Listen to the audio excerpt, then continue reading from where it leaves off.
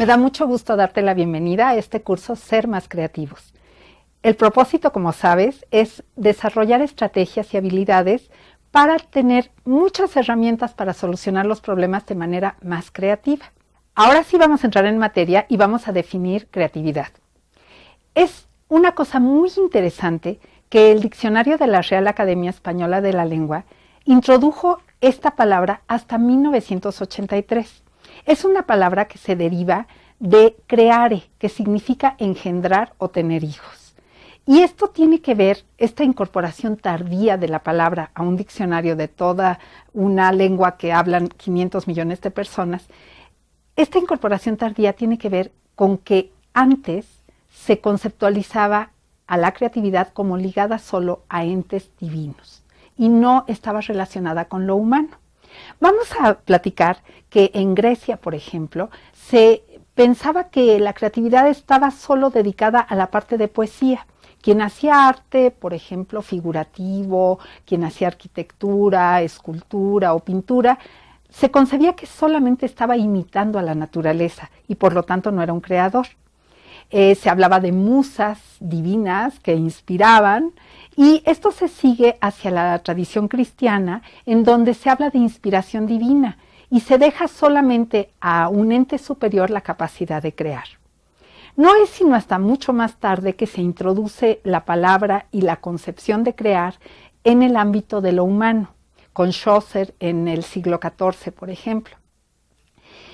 Existe de parte de los psicólogos cognitivos una definición estándar de creatividad y en ella se habla de dos elementos importantes. Uno tiene que ver con la originalidad y otro con la utilidad o valor social de aquello que se genera.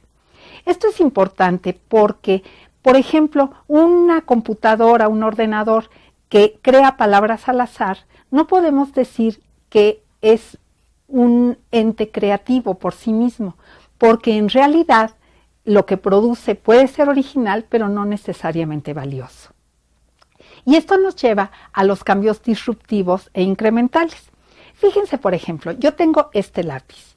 Este lápiz puede cambiar en términos del color, la forma, el material, el tamaño, el grosor. Todos esos son cambios incrementales, en el sentido de que no cambian la esencia del lápiz. Sin embargo, cuando nosotros pasamos de esta forma de escritura a la máquina de escribir, tenemos un cambio disruptivo, porque implica un cambio fundamental en la mecánica de la escritura. Y esto también nos lleva a pensar en cómo nos tardamos a veces horrores en inventar cosas que deberían de ser fáciles de solucionar. Por ejemplo, pensemos que la rueda tiene unos 7,000 años de existencia. Y quienes tienen más o menos mi edad recordarán que de chiquitos cargábamos con unos trabajos espantosos las maletas y andábamos de aquí para allá esforzándonos horrores para llevar nuestras pertenencias de un lado al otro en los viajes, en los andenes, en los aeropuertos y demás. Fue hasta un poco después que empezaron a ver unos diablitos que usaban las tripulaciones de los aviones. Y todos los que no éramos pilotos y azafatas nos moríamos de envidia porque parecía que funcionaban muy bien, ponían unas ligas y rápidamente podían transportar sus pequeñas maletas. Después de varios años, a alguien se le ocurrió poner las rueditas a las maletas, lo cual ha facilitado la vida de todos nosotros.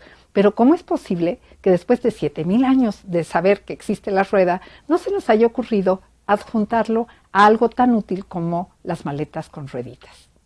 Los teóricos de la creatividad hablan de 4 elementos para estudiarla y se refieren a ellos como las 4 P's, que tiene que ver con proceso, producto, persona y plaza. Ahora vamos a empezar con los procesos creativos. ¿Qué son los procesos creativos? Vamos a ver a través de las entrevistas que vamos a presentar que son cuestiones que emocionan al creador, en donde hay un alto grado de compromiso personal, de entrega, de interés y de motivación. Veamos. Mi mayor creación, o cuando menos la que me tiene apasionado, es el proyecto del Aula del Futuro, en el cual, al revés de lo que ocurre en muchos otros proyectos, en vez de imaginar cómo hacemos lo que hacemos hoy con tecnología, lo que estamos haciendo es imaginar cómo debería de ser un espacio educativo innovador, qué esperamos ver ahí adentro Y 3 o 4 preguntas después, ¿qué rol juega ahí la tecnología? A la fecha, Quimera es la creación que más me enorgullece debido a que mezcla mis dos pasiones, lo que es mi carrera de psicología en cuestión de género y mi pasión por la danza flamenca. Pero ¿de dónde salen todas estas ideas creativas? Veamos qué nos dicen estos invitados nuestros que son personas muy creativas. Pues muchas veces llegan las ideas, pues, ¿no? De pronto me encuentro en una situación o leo algo o veo algo que me llama la atención en la calle y a partir de ahí se empiezan a tejer como las cosas, se empiezan a dar como imán, pues, ¿no? Una idea trae otra y otra y otra y hago un pequeño armado, una estructura de historia. Básicamente así es como sucede. Yo creo que es una cierta capacidad de ver un poquito más allá para qué es lo que quieren, y eso hace que no descanse mi mente y empiezo a pensar cómo podríamos ayudar, cómo podríamos solucionar ese problema y encontrar soluciones.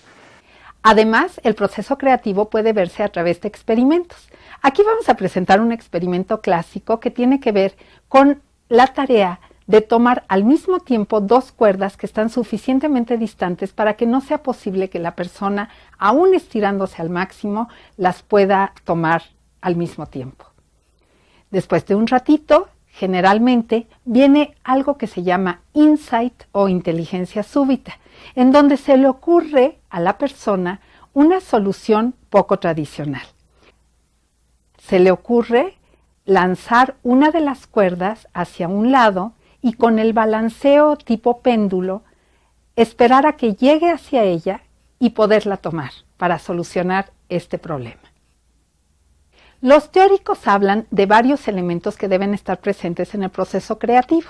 Uno, desde luego, es la originalidad, el ser capaces de pensar de maneras diferentes a las tradicionales. Otro tiene que ver con la fluidez de ideas, es decir, es muy importante el poder tener una sucesión de ideas distintas, muchas veces apoyadas en las anteriores, pero de tal manera que no exista un estancamiento. Y eso nos lleva a la flexibilidad cognitiva, a la capacidad de ver las cosas desde otro ángulo, a la capacidad de ver procesos de manera distinta, cortados o secuenciados de otras formas, para poder hacer reinvenciones creativas. Esto también nos lleva a algo muy importante, que es la independencia cognitiva.